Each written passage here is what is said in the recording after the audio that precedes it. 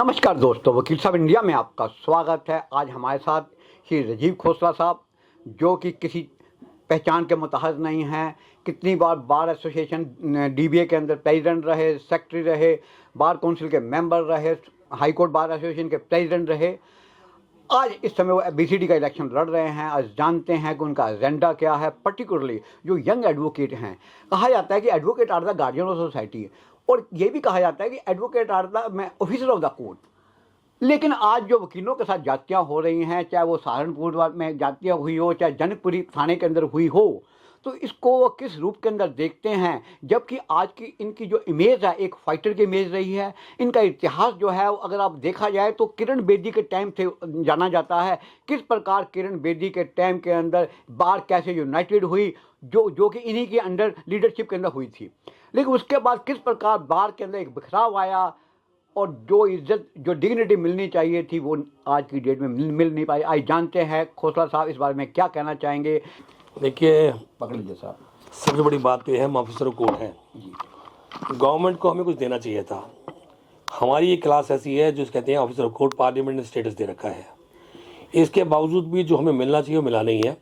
सबसे बड़ी डिमांड तो इस बात की होगी कि हमें जो स्टेटस है वो स्टेटस दो, लॉ प्रोटेक्शन एक्ट दो। जजों को प्रोटेक्शन दे रखी है जो कि नौकरी करते हैं, मेडिकल वालों को दे रखी है, उनको दे रखी है, लॉयर्स के लिए कोई प्रोटेक्शन नहीं है। दूसरा ये है कि हमें जो फैसिलिटी मिलनी चाहिए, जाके CGHS वो मिलनी चाहिए। ऑलरेडी हमारी बात पहले चली हुई थी दिल्ली गवर्नमेंट से, उन्होंने नहीं किया इस बात को। स्कीम आई तो सही, लेकिन कुछ मतलब ठीक है, कोई खास स्कीम नहीं है, लेकिन चालू स्कीम है। पर जो भी है स्कीम थोड़ी सी है, उस स्कीम को ठीक करेंगे। और इसके बाद सबसे बड़ी बात है जो हमें करनी चाहिए, हम जाके जो अपना ये जिस तरह पुलिस हमें जाके बदतमीज़ी करती है, उसके लिए हम कोशिश करेंगे कि जाके सुप्रीम कोर्ट से या हाई कोर्ट से या कैसे भी बार ऑफ इंडिया से वो जाके हर थाने के अंदर एक वो लगाया जाए, बहुत बड़ा चार्ट लगाया जाए कि आप बदतमीज़ी करोगे तो आपको बर्दाश्त नहीं होगी, ये होगा। और फिर उसके बाद कोई एक्शन देता है तो फिर तो हम है ही हैं, हमारे पास पावर भी है, हम करेंगे। हम नहीं चाहते कि सागरपुर जैसा इंसिडेंट दोबारा हो। अगर ऐसा होगा तो बर्दाश्त नहीं होगा। हमने पहले किरण बेदी को बाहर भगा दिया था, और ये सागरपुर थाना तो कुछ है ही नहीं है। पर मेरा मानना ये है, एक जनरल सब थाने के अंदर ऐसा हो, बोर्ड लगा हो, उन्हें पता हो पुलिस ऑफिसर को कि हम ऑफिसर कोर्ट हैं, हमसे वो बदतमीजी नहीं कर सकते हैं। और अगर क्लाइंट को गलत बात कहते हैं तो क्लाइंट की भी पावर होगी, हमें बताए, हम एक्शन लेंगे। सर, एक बात बताएंगे कि किस प्रकार जो जजेस हैं LC अपॉइंटमेंट के बारे में मामले के अंदर आ गए, जबकि यंग एडवोकेट को बहुत ज़्यादा ज़रूरत है आमदन की, उन लोगों को कहीं ना कहीं सोर्स इनकम बनाने की ज़रूरत है।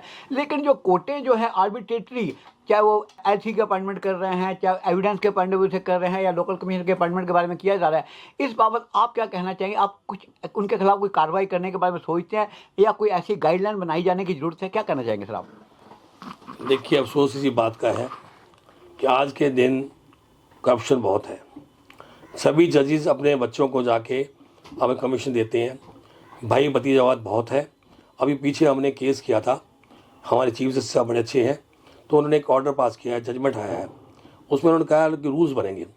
रूल्स के अंदर हम चाहते हैं जाके, जो चाहते क्या हम करेंगे, एक फेसलेस सिस्टम आएगा, उसमें जो वोटर होगा उसको ही राइट मिलेगा। ऐसा नहीं होगा कि जज साहब का जो लड़का रोनी के अंदर है उसको काम पिज़्ज़ा से मिल रहा है, साकेत से मिल रहा है, वो काम खत्म हो जाएगा। वोटर को ही मिलेगा, लिस्टें बनेगी, और फेसलेस सिस्टम के अंदर जज साहब को मालूम ही नहीं होगा किसको अपॉइंट कर रहे हैं।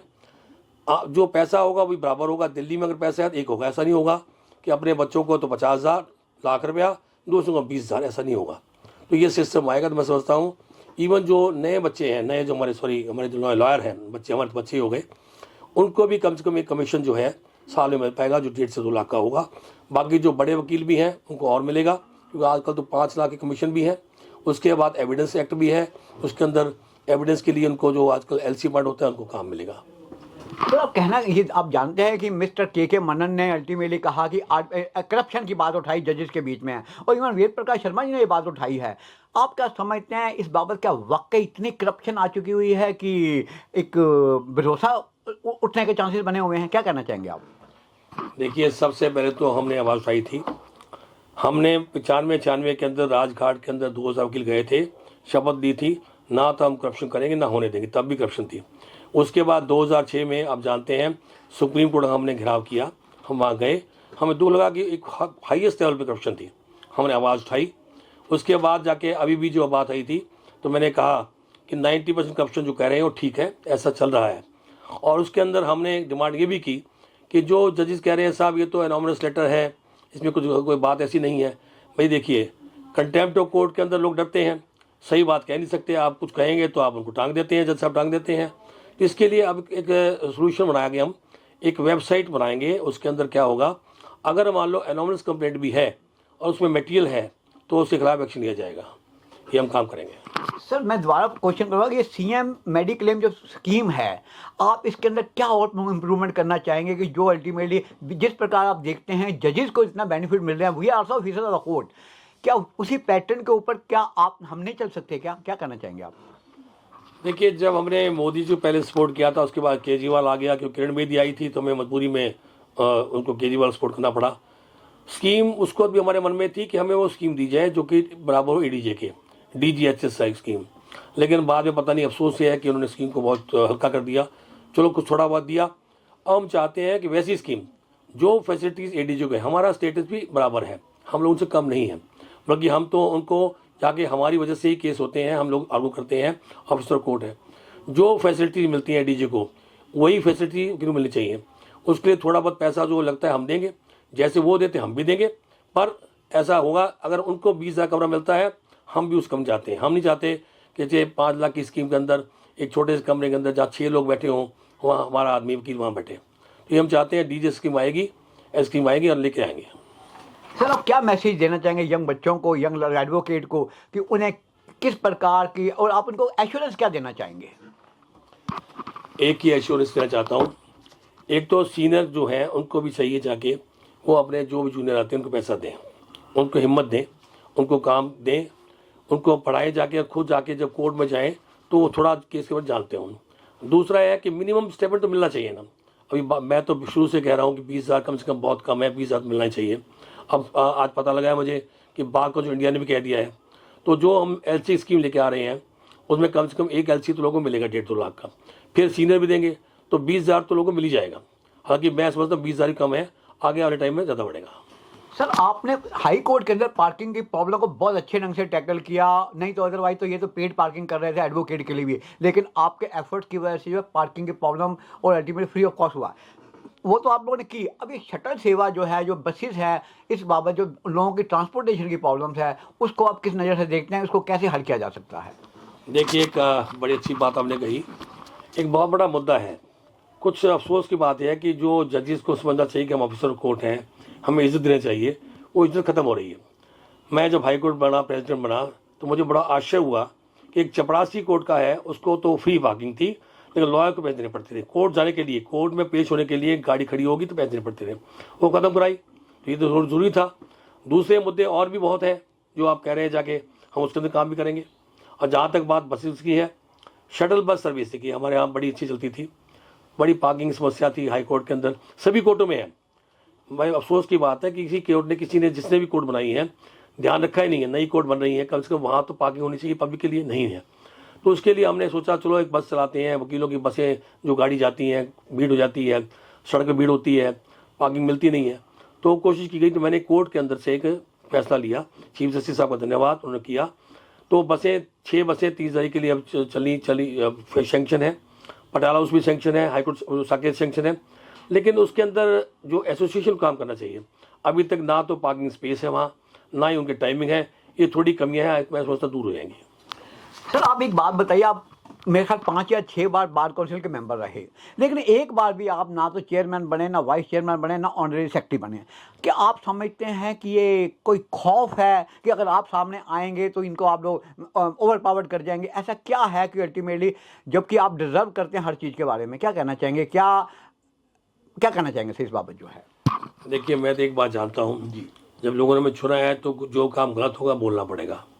मैं तो बार काउंसिल इंडिया के अंदर भी जब बात आई थी कि कुछ नए सेक्शन आए थे, नई अमेंडमेंट आ रही थी कि हड़ताल हो जाएगी तो लाइसेंस कैंसिल हो जाएगा, 5 साल के बाद आपको दोबारा एग्ज़ाम देना पड़ेगा, फोन लॉयर्स की एंट्री हो जाएगी, अगर जज साहब के सामने आप बहस ज़्यादा करेंगे तो जज साहब कंटेम्प्ट कर देंगे और कंटेम्प्ट करने के बाद भी आप कहेंगे तड़ी पार कर देंगे साहब, जब तक कंटेम्प्ट चलेगी आप कोर्ट में पेश नहीं हो सकते। हमने ख़त्म कराया। तो ये कुछ चीज़ें ऐसी हैं कुछ लोग पसंद आती हैं, कुछ को नहीं आती है। तो भाई मैं तो चेयरमैन बनूँ ना बनूँ, लेकिन जो काम समझता हूँ वकीलों के खिलाफ है उसकी बोलता रहूँगा। सर आप नहीं समझते आज फिर एक नए अवतार, एक नए फाइटर की ज़रूरत है बार को? देखिए फाइटर सभी लोग हैं, वकील खुद ही फाइटर होता है। वकील जब पैदा हो जाता है, वकील का नाम लग जाता है, वकील फाइटर होता है। आपने देखा होगा सागरपुर थाने के अंदर जो हुआ, वकीलों की एकता थी। एकता बहुत ज़रूरी है। हम लोगों के साथ कोई भी नहीं है। सरकार से तो हम बातें करेंगे, सरकार को कहेंगे साहब हम ऑफिसर कोर्ट हैं, हमें वो ताकत दो। हमें जब कोर्ट में जाएं तो जज साहब कहें वकील साहब आ गए हैं। हमारे पास ताकत हो कि हम परफॉर्मेंस जज की बता पाएँ। अगर एक जज साहब करप्ट है उसको आप बना देते हैं, एडिशनल उसको आप पोस्ट दे देते हैं, प्रमोट कर देते हैं, एलिवेट कर देते हैं। तो मैं समझता हूँ वो ताकत तब आएगी जब हमारी एसोसिएशन काम करेगी। हम लोग इकट्ठे मिलकर जैसे कि सागरपुर हुआ है ऐसे यूनिटी बनाए रखेंगे और आवाज़ उठाएंगे तो हमारा काम होगा। क्या आप सर समझते हैं कि करप्शन जो जुडिशरी के अंदर है उसके अगेंस्ट आप पहले की तरह फिर आवाज़ उठाएंगे? देखिए ये तो मेरे अंदर ही है इस बात को कहने वाली बात ही नहीं है।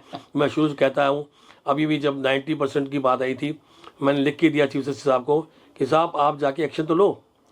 चीफ जस्टिस इंडिया को लिख के दिया, बल्कि एक हाईकोर्ट जज जो अभी हाईकोर्ट जज बने हैं उनके खिलाफ शिकायत की कि साहब किसको बना रहे हो, जाके इनको बाहर भेजो। लेकिन अफसोस है कोई मैकेनिज्म हमारे पास नहीं है, कोई सिस्टम नहीं है। गवर्नमेंट चुप बैठी है, कोई भी गवर्नमेंट हो, चाहे पहली गवर्नमेंट थी दूसरी गवर्नमेंट थी, कोई देख नहीं रहा कि जुडिशरी में कितना भ्रष्टाचार है, कैसे कब किया जाए, कैसे एक आम आदमी को न्याय मिले। मैं समझता हूँ अगर वकील आवाज़ उठाएंगे, हम इकट्ठे मिलकर आवाज़ उठाएंगे तो इसका समाधान निकलेगा। So nice of you, thank you very much sir. My good wishes sir, वकील साहब इंडिया की तरफ से आपका गुड विशेस हैं। आप नए फिर दोबारा से बने और जो आपकी एक्सपेक्टेशन, जो आपका एजेंडा है उसके ऊपर अपना काम करें। मेरी गुड विशेस है सर आपके।